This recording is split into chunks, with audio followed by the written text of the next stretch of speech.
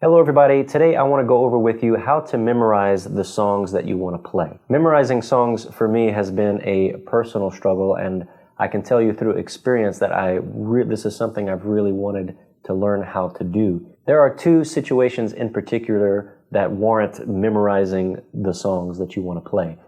The first one, for me at least, is anytime that I've played on stage in church or something like that, having to rely on the music on a stand right in front of me kind of reduces my confidence in being able to play the song, because I have this sheet that I have to stare at, and if it's not there, if it gets blown off or something like that, I don't know what to do. And the song is not in here, it's on this piece of paper over there, and so it kind of just removes the confidence for me in playing the song. The second and most important reason for me that I've wanted to learn how to memorize is whenever you're in a situation, maybe at a party or a family gathering or something like that, and somebody hands you a guitar and asks you to play, and you don't just carry around sheet music everywhere you go. It's so important to be able to have just songs set in memory that you can just grab a guitar and just play those songs. I can't tell you how many times this has happened to me, where somebody just happened to have a guitar in their house and like, hey, why don't you play us a song? And I literally cannot play them anything because I have nothing set in memory. It's all, I have to have a piece of paper to look at. So for me, learning these techniques of memorization has been a personal goal. Now, I've learned some memorization techniques for the language learning that I've been doing for the past 3 years, and I'm going to take what I've learned through language learning and apply it to this memorization as well. And one of the things that I've found key in memorizing for language learning has been taking a word or a thought or something like that and putting a picture to it, a visual picture that I can connect with this word or this thought. And this image acts like a memory hook, and when I visualize this image, that word comes up immediately. So I've taken this concept of visual memory hooks and I've applied it to a song that I want to memorize. And in this case, I've picked out a song that's a little complicated. It's You've Got a Friend by Carole King. And this song has a lot of chords in it, and the transitions go everywhere. And so I wanted to pick a song like this that's a little bit more complicated. It doesn't just have 4 chords. There's a lot of chords and it kind of goes all over the place. And so for me, if I can memorize this song, I can memorize any song. So over the past few days, I've applied this technique to this song, You've Got a Friend, and I was able to memorize the song and play through it without looking at any chords or lyrics after my 3rd session. Each session I just practiced for 20 minutes, so all total was a 60-minute practice altogether over 3 days. And after that 3rd session, I was able to play through the entire song without looking at any chords or lyrics. So I want to show you the process that I went through to get there.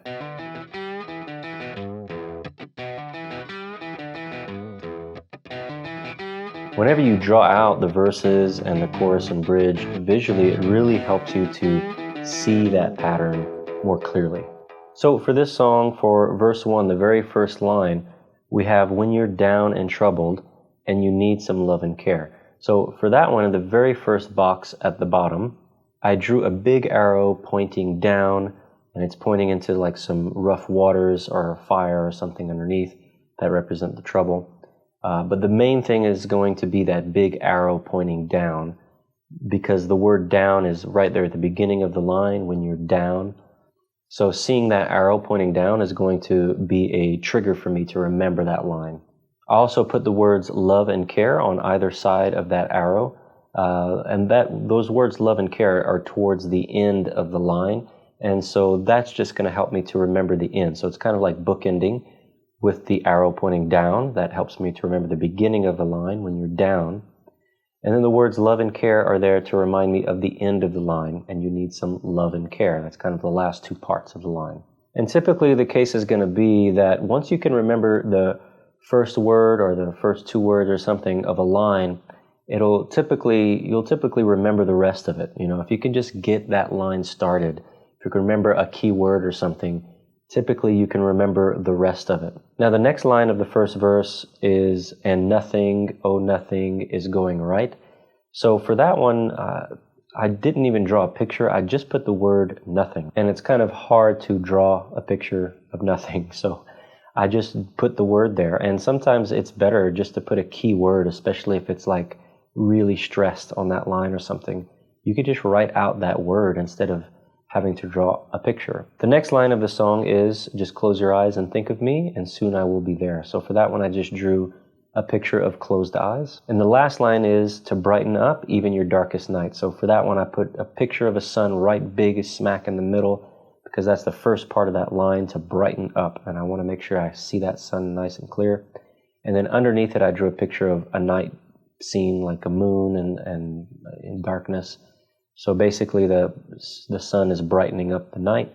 So I took that same idea and I continued through the chorus and the second verse and the bridge as well. And I went through each line of each one of those, and I drew a little picture, or I drew the words, a key word of that line, or a combination of the two. Sometimes I would draw a word and a little picture with it, just to make it even more clear. And just the process of drawing these things out, just creating this thing, was very key in me memorizing the words of this song. I did play through it a couple of times while looking at these pictures. So I would instead of looking at the lyrics written out, the whole lyrics, I would just look at these little totems of the pictures and play through the song that way. And that just helped to solidify these images into my mind, so that later, when I'm singing the song, these images will just pop up instead of the words. Now, when it comes to the chords of the song, this is a little bit more difficult because we can't just draw pictures to represent the chords, but what we can do is look for patterns. And I found it incredibly useful to write out my notes, basically, to just kind of draw out the chords for each verse, the chorus, and the bridge, and to look for patterns visually. And that just drawing this out and taking these notes was incredibly helpful for me to memorize the pattern, basically, of these chord transitions. So one of the patterns I realized while taking these notes was that anytime I play an F sharp minor chord, I'm always going to go to a B7 and then from B7 to E minor. That is a transition that always happens. So anytime I find myself playing an F sharp minor, I know that I'm going to go to a B7 and then an E minor. So just knowing that pattern is there, all I need to do is remember that when I need to go to an F sharp minor, and after that, I automatically will go to the B7 and to the E minors. Another pattern I picked up on is that all the verses, the chorus and the bridge, all end on a D7. So just realizing that pattern is one less thing I have to think about when I'm playing the song. I realized while I was practicing that I was really struggling with the B minor 7 chord, because it shows up, we don't play it a lot for this song, but it does show up once on every verse and once in the chorus. But I would always get confused as to where it showed up. So by writing this all down, I was able to see that B minor 7 shows up on the last line of the verses and the last line of the chorus.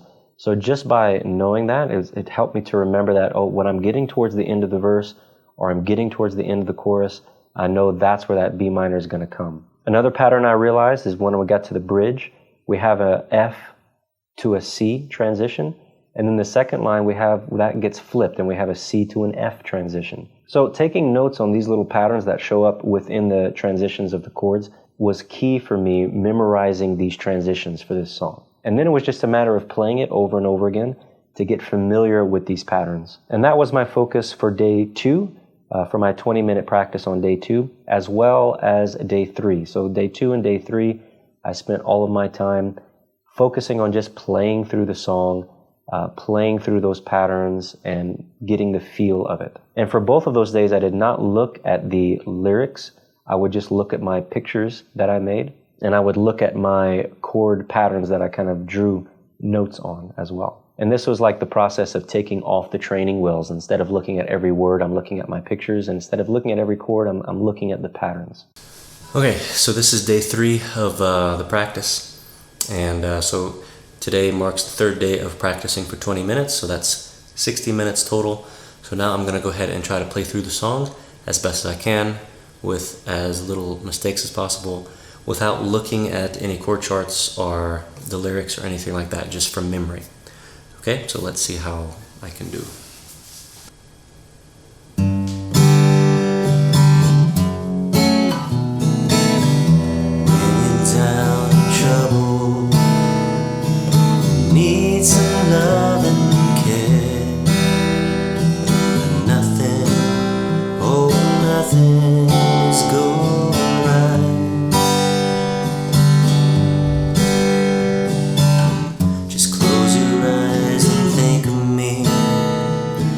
Soon you will be there to brighten up even the darkest night. You just call out my name, and you know wherever I am, I'll come running to see you again. Winter, spring, summer, fall, all you gotta do is call, and I'll be there. You got a friend. When the sky above you is dark and full of clouds, and that old north wind begins to blow, keep your head together now, call my name out loud. Soon you'll hear me knocking at your door. You just call out my name, and you know wherever I am, I'll come running to see you again. Winter, spring, summer, fall, all you gotta do is call, and I'll be there. Ain't it good to know that you got a friend when people can be so cold? They'll hurt you, yeah, and desert you, and take your soul if you let them, but don't you let them. You just call out my name, and you know wherever I am, I'll come running to see you again.